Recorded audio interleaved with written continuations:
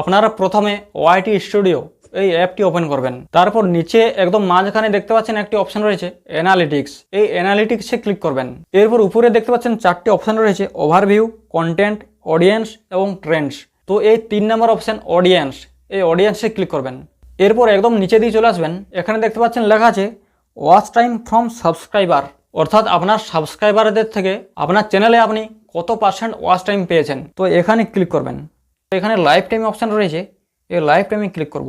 তো দেখতে পাচ্ছেন আমার চ্যানেলে ওয়াচ টাইম নট সাবস্ক্রাইবারদের থেকে 98% রয়েছে এবং যারা সাবস্ক্রাইব করেছে তাদের থেকে পেয়েছি মাত্র 2%।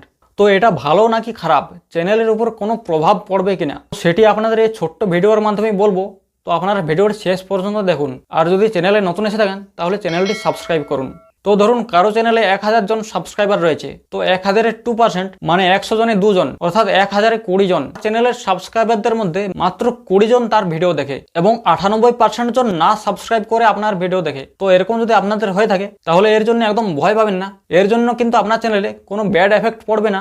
এটি ভিডিও ভাইরাল হওয়ার কিন্তু খুব ভালো একটি উপায়, কারণ এখানে 98% জন ভিডিও সার্চ করে করে দেখে বা ইউটিউব স্ক্রল করতে করতে আপনার ভিডিও পেয়ে যায়, সেখান থেকে তারা আপনার ভিডিওটি দেখে। আর লোকে যত সার্চ করবে তত কিন্তু ভিডিও ভাইরাল হওয়ার সম্ভাবনা রয়েছে। তো এইভাবে যদি লোকে আপনার ভিডিও দেখতে থাকে তাহলে কিন্তু ভিডিও ভাইরাল হওয়ার সম্ভাবনা কিন্তু খুবই বেশি। তো আপনারা যদি বড় বড় চ্যানেলে দেখেন তাদেরও কিন্তু এরকম রয়েছে, নট সাবস্ক্রাইবার্সের পার্সেন্টেজ বেশি এবং সাবস্ক্রাইবার্সের পার্সেন্টেজ কম।